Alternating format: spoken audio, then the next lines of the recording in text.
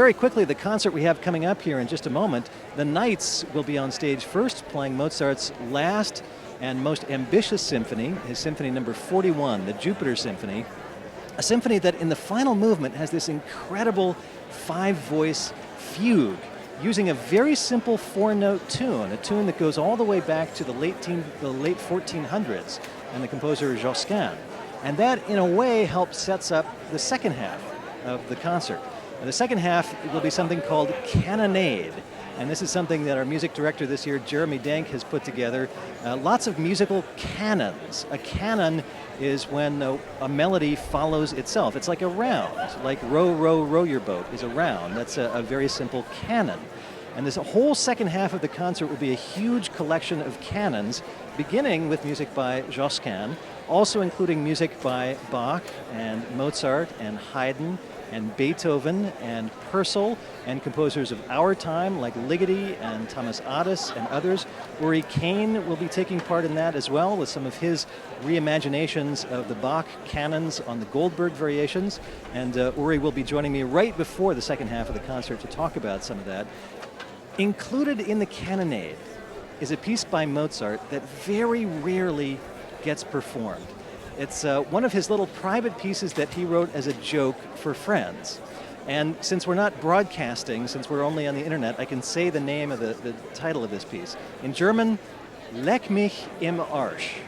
If you speak German, you know what that means. If you don't speak German, Hudson Shad and the other folks singing it will do an English translation just to make it eminently clear what Mozart was getting at in that little canon. So that will be part of the Canonade in the second half of the concert. And once again, if you have, just as we did last night with Jeremy Denk, if you have questions for my intermission interview guest, Uri Caine, send them along to either hashtag OMF2014 or directly to me on Twitter @FredChildPT, and I'll see if I can work in your questions for Uri Caine during intermission. Again, on Twitter, hashtag OMF2014, or directly to me @FredChildPT. So, Mozart Symphony number 41 in the first half, the Canonade in the second half, and this is our penultimate streaming concert here from Ojai 2014. We've got another one coming up at 5:30 Pacific time tonight. The very last thing on the program will be Beethoven's Choral Fantasy, so you don't want to miss that. 5:30 Pacific time is the beginning of that concert. We'll start off with Jeremy Denk doing a set of Ligeti etudes on solo piano, and we'll finish with music by Beethoven. So we've got Mozart and the Canonade coming up in just a moment here from the Ojai Music Festival 2014.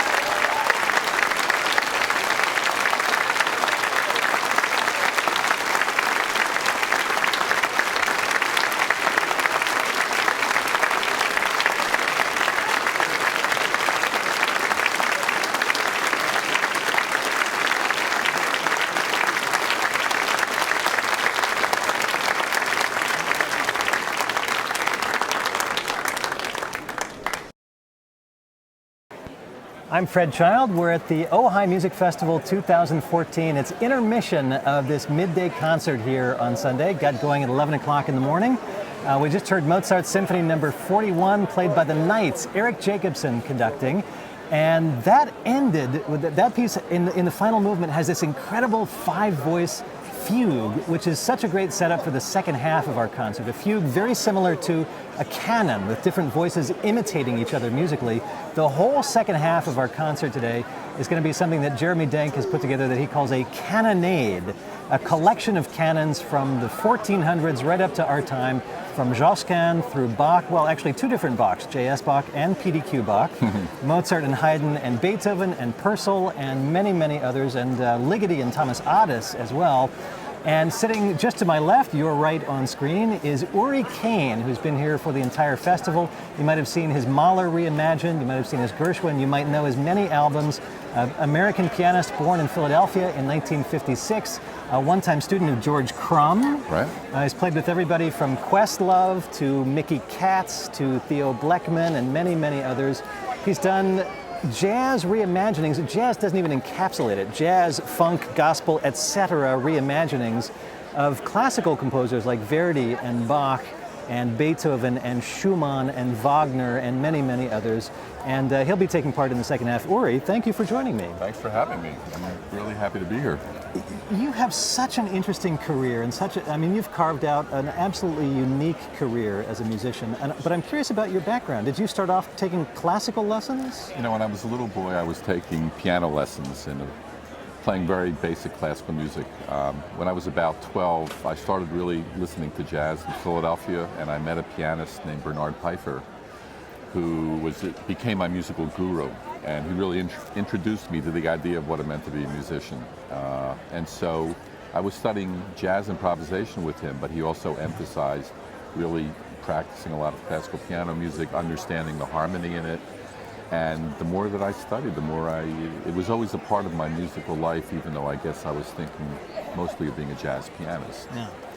At what point did you think about marrying those two, classical and jazz? You know, even when I was a little boy, when I would practice Mozart and put in little things, and my mother would say, "That's not the way that goes, come on," you know, and I knew that there was a way to go off. And then when I started to see musicians that could improvise in many styles, I was really captivated by that. I mean, things like the Mahler, that really happened after I moved to New York City.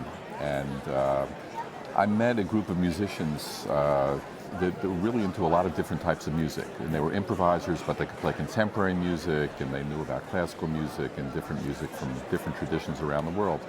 And so it made putting a group like that together something that was doable. Yeah. And so that was probably in the mid-90s.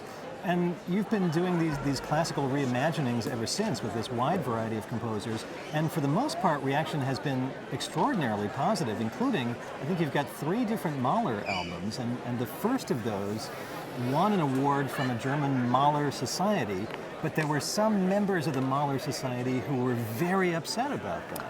Yeah, I mean, honestly, I wasn't that familiar with the world of Mahler fanaticism and all the Mahler societies around the world, but people started contacting me, and I've been in contact with people, some of whom really like the music. They might be even reading too much into it, of what we're doing, or overpraising it in some level. And others that are really offended by it. They're like, why would anybody take that music? And I guess it's an experience that we've had playing in contemporary festivals, Mahler festivals, classical music festivals, jazz festivals. The reaction changes depending on what people bring to it. And in a way it should work if nobody knows anything about Mahler, but if we play it at a classical festival where they know every piece, in a way they're hearing it in a different way. Part of what I love about not just your Mahler imagining, but all of them, but the Mahler that you did here is a good example of this. You're not just taking the tunes and putting them in a jazz setting or in a different musical setting. Often you're getting at the roots of the music itself, and with Mahler, some of those elements are, there's some folk songs you got at, there's some klezmer elements in the symphonies, and you sort of put them back in a klezmer setting. Right, because in a way that's always part of the whole story about Mahler, he was Jewish, but he had to convert, what that meant, what did it mean in terms of what was happening in European history at that time, and what happened afterwards. Was Mahler a precursor, somebody that saw what was happening, or was he just a careerist? And those are very interesting questions because especially for musicians who understand all these poles. And he was loyal, he had a memory, but he also wanted to embrace what he was working on and didn't want to be defined by that way. So that's why it's so interesting to see how people react to it, because certain people think, oh, you're saying that Mahler was this, or he was a type of Jewish martyr, or he was, I'm not. For me, those associations really have to do with the very sort of free imagining, reading about his life, studying his music, thinking about what's going on. How does he build a piece of music? That's really the thing that first drew me to him, because one of the methods that he uses to develop his music, people find that some people don't like it so much, is that he'll start, he goes off on a tangent, comes back, starts again. He's always building and varying. And in a way, that's how we play when we improvise. So you can try to build a structure where you're playing things that are recognizable, but then they sort of become transformed. The goal is to try to get to another place using his techniques. Yeah. I want to ask you about the second half of the concert that we're just about to see, but before we do that, how's your experience been here at the 2014 Ojai Festival? That's great. First of all, I met Tom Morris when I did something with Cleveland Orchestra. And the artistic director. The artistic director, and he's a very warm and open guy. And he started calling me about doing this, and then I met Jeremy, and the same thing. They've been really beautiful. And they told me, because I did some playing out here and in Los Angeles in April to meet some of the people, and I can see that the audience is very engaged. They love the music, they follow it. They have opinions, even here, not everybody really loved what we were doing, but it's fine. I love that. I love that feeling that people are thinking about it. And, in a way, seeing music is a process. It doesn't always reach that level, but you have to try to get there. You have to try to go there. And in that trying, I think the people here are really open-minded about that. And I have to say that's part of what I love about the Ojai Festival, is the audience comes, almost everybody stays the entire weekend, and they're with a very open, exploratory attitude. Yep. And even if they don't like something, they're still going to come back to the next concert, and they'll say, here's what I didn't like about that, here's what I liked about that. That's good. There's a lot of conversations that get going. Yeah. And this festival wants to be provocative. Yeah, well for me, I love that. Not all musicians necessarily might feel so comfortable being evaluated or talking about what they do, et cetera, but for me, I enjoy it because it's a constantly evolving process. I mean, you can criticize me and it's like, I know, I'm working on it. We were just talking about this because of what I did for this upcoming concert. Jeremy was saying, yeah, I saw what you were doing. And I'm saying, in a way, because a lot of these projects work out that way, we need to work on it. And then the next time we play, it develops, and then it might take a left turn. It's always evolving. It's always evolving. So what is a canon? Well, a canon is when you have one voice that imitates another voice. And if you're a music student and you have to take courses in counterpoint, you're very aware of what it is because it's one of the hardest things to do. You have to keep these two voices imitating themselves while, let's say, in that situation, they follow a harmony. And so you can't just pick anything. You have to think ahead and behind. So like, row, row, row your boat gently down the stream.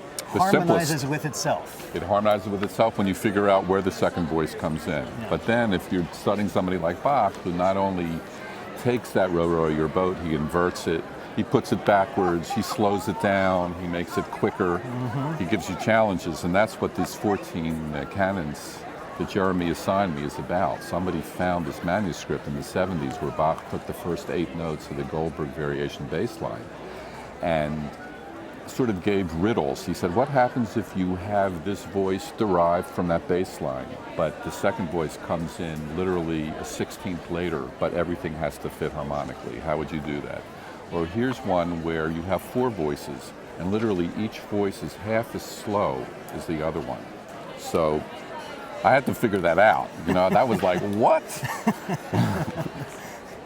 And again, if you always end up just having the highest reverence for Bach. I mean, I do, because it's like, it's almost beyond imagination how to think that way, although it's very instructive to think that way, because somehow the listener hears that connection. So that was my assignment, and I really enjoyed it because I learned so much from doing it. And this is something that that Jeremy assigned to you. You already did a whole album on the Goldberg Variations back in 2000. Yeah. Which, just personally speaking, that's one of my top 10 albums of the last 20 years. It's a recording I really enjoy. But then there's this extra set of 14 canons that Bach wrote on this bass line. I'm going to sing it really badly. Go ahead. You want to sing it? Sure. Do, do, do, do, do, do, do, do. Those 8 notes from the bass line of the aria, the theme of the Goldberg Variations. Exactly. And Bach came back after writing that whole set of 30 variations and wrote these 14 canons, these kind of musical puzzles. So how much of what we'll hear is Bach and how much is you?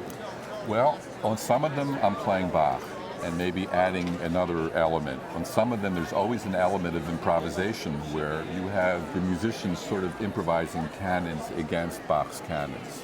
Sometimes we're playing the notes, but we're trying to stagger the rhythm in how we play, more like the way Ligeti's doing his canons. Yeah. And that's why I say it's a work in progress, because once you figure it out, I mean, in a certain way, you have a lot of G major to deal with for like 10 or 15 minutes. Yeah. And so how do you structure that? So, I mean, in a way, I wanted to play the music and not get too abstract, mostly because I figured it out. So I thought, okay, play it. But part of me is thinking, no, let's see if we can actually create that feeling, the haze that would happen if you have a lot of different canons going against each other in different ways. And what's the instrumentation? The instrumentation is my group that I play with the Mahler. So it's a DJ, it's a clarinet, trumpet, violin, piano, bass, and drums. And DJ Olive is the DJ. And, Yes. and what is DJ Olive contributing to this? He has his own canon. And so he has, well, you'll hear it, but I mean, in a way, you know, a DJ can play something and then echo it and play and echo. He has to create, like a solo violin, the illusion of a counterpoint that's happening. So hopefully that'll happen. We'll see. And this will be part of a full set of canons from Josquin in the late 1400s through Bach and Mozart. And one of my favorite things, in addition to what you're doing, is a Mozart canon, very rarely played. It'll be sung by Hudson Shad and friends. Yes. It's something he wrote for friends, and it shows us a side of Mozart's personality we rarely see, but a really important part of his personality.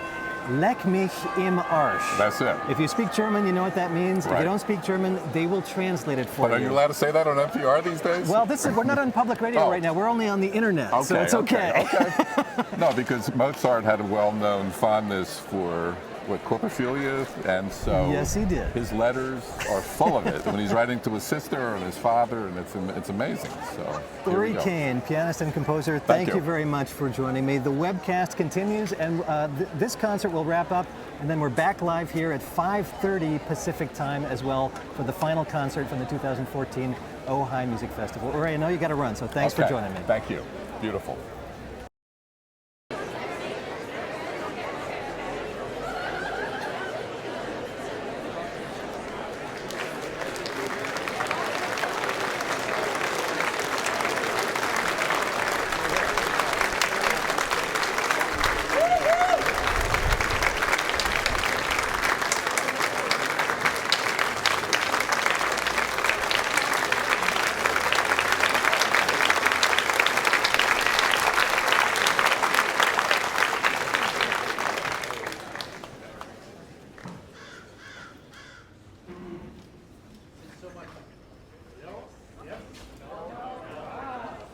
Since so much of this festival is about the canon of accepted great composers, we couldn't resist punning rather idiotically on the word canon and doing a whole program of canons. And for those of you, many of you of course know what a canon is.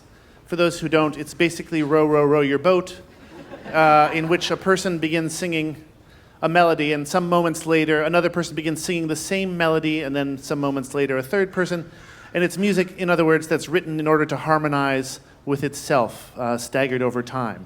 And composers, it's a very kind of learned and, I don't want to say nerdy, somewhat pedantic form, but it had a great tradition of humorous usage, not just by Bach, but, well, you'll see.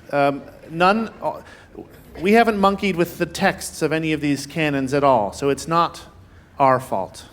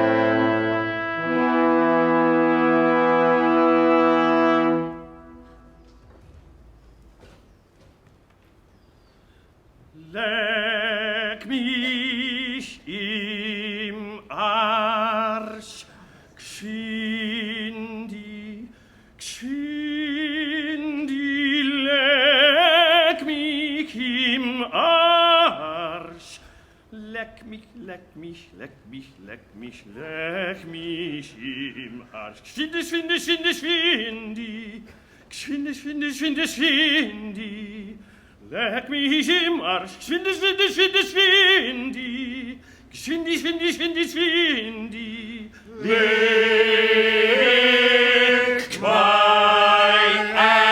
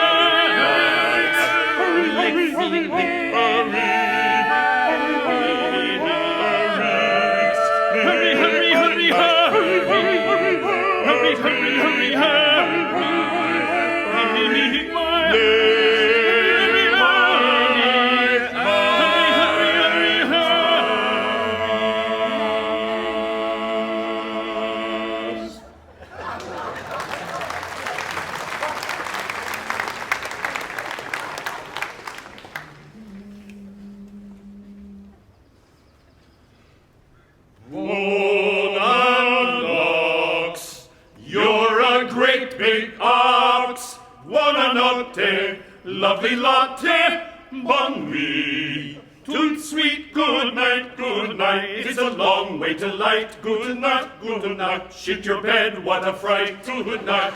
So sleep tight and kiss your ass good night. Vola nox, bist der rechte Ochs. Vola notte, liebe Lotte. Bist der rechte Ochs, good night, it's a long, liebe Nacht, gute Nacht, gute Nacht, scheiß ins Bett, das kracht, gute Nacht, gute Nacht, gute Nacht, gute Nacht, scheiß ins Bett, das kracht, gute Nacht, gute Nacht, scheiß ins Bett, das kracht, gute Nacht, liebe Lotte, bist der rechte Ochs, gute Nacht, scheiß ins Bett, das kracht.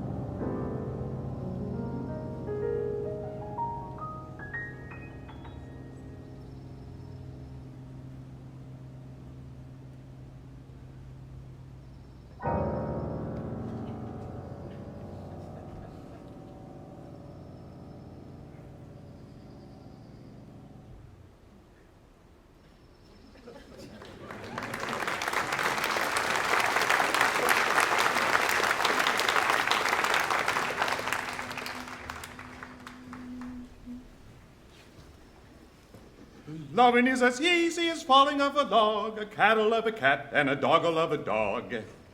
Dog. When you're hot, you know you're hot, and when you're not hot. Cold, cold, loving is hard but hot. Hot. Loving is easy as falling of a log, a cattle of a cat, and a doggle of a dog. Dog. Loving is as easy as falling of a log, a cattle of a cat, and a doggle of a dog. Hot. Dog. Loving is as easy as falling of a log, a cattle of a cat, and a doggle of a dog. Hot. Dog. Loving is as easy as falling of a dog, a cattle of a cat, and a doggle of a dog. Hot. Dog.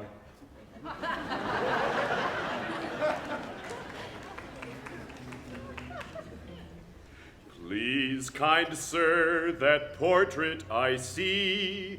If that's your daughter, present her to me. Look, her face could launch 1,000 ships. Look, her face could launch 1,000 ships. 1,000 ships, 1,000 ships, 1,000 ships. Very well, it can be arranged, if you please. Sit you down, make yourself at home, while she's up. Dressing, she'll be down in a jiffy. She's up. Dressing, she'll be down in a jiffy. Jiffy, jiffy, jiffy. Very well, it can be arranged, if you please. Sit you down, make yourself at home, while she's up. Her Dress face could could be down launch in 1,000 a jiffy. ships. She's Look, up. her Dress face could be could down launch in a 1,000 jiffy. ships. Jiffy, jiffy, jiffy. Very well, it can be arranged, if you please. Sit you down, make yourself at home, while she's up. Dressing, she'll be down in a jiffy. She'll be up. Dressing, she'll be down in a jiffy. Jiffy, jiffy, jiffy. Very well.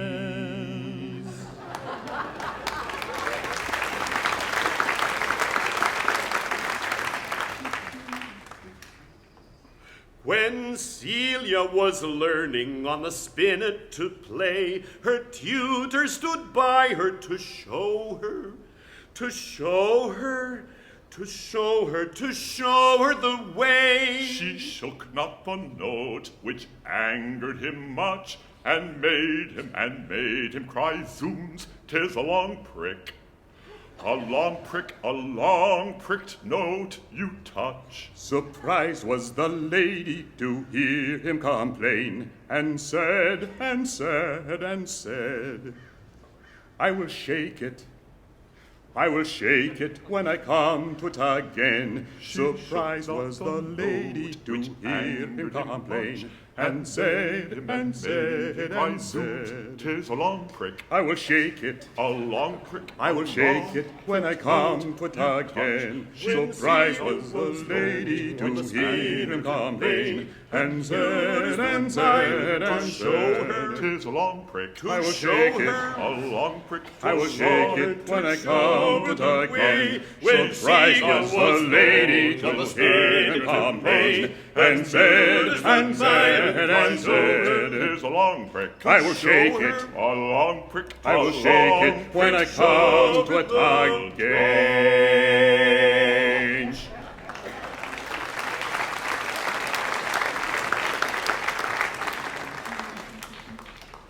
Tom, making a mantle for a lass of pleasure, pulled out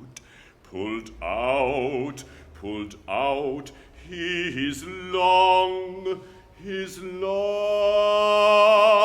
and lawful measure. But quickly found the woundily straight-laced sir, 9 inches, 9 inches, 9 inches, 9 inches, were not half so round her waist, sir. 3 inches more at length, brisk Tom advances, yet all too short, yet all too short, all too short.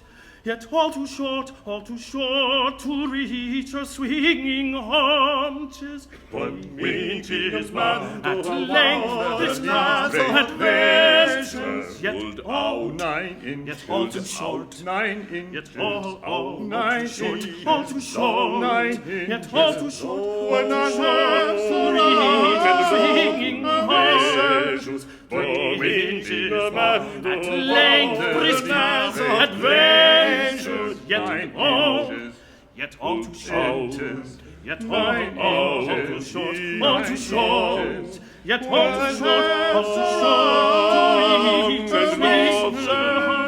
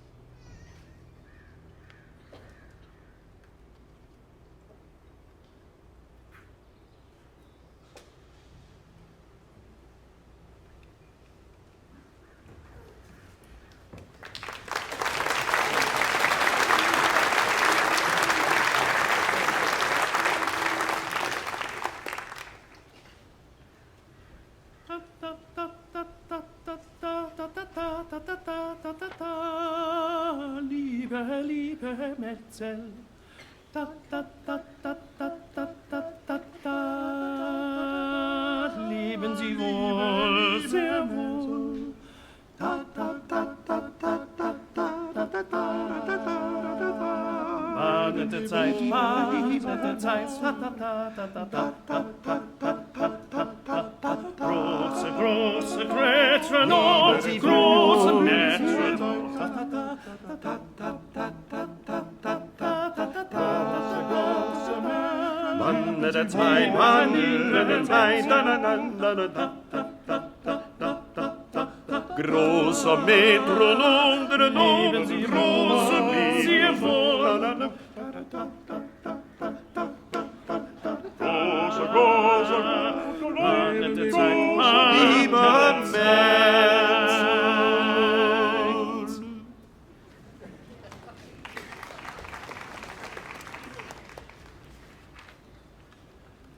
Da ist das Werk, sorgt das Geld, sorgt. 1, 2, 3, 4, 5, 6, 7, 8, 9, 10, 11, 12. 1, 2, 3, 4, 5, 6, 7, 8, 9, 10, 11, 12. 1, 2, 3, 4, 5, 6, 7, 8, 9, 10, 11, 12, 12. Dukaten, Dukaten, Dukaten, Dukaten, Dukaten. Here is your peace.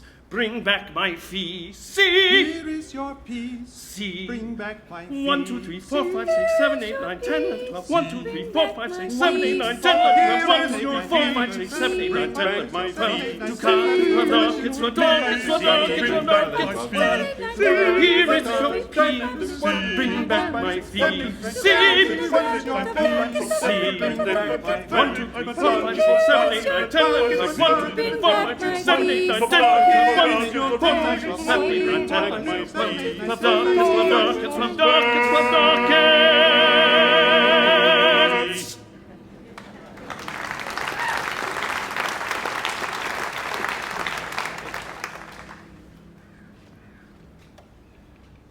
Death is the longest sleep. Sleep is a shorter, shorter death. Sleep soothes distress, and death removes the woes of life. Death is a longer sleep. Tot ist ein Leib.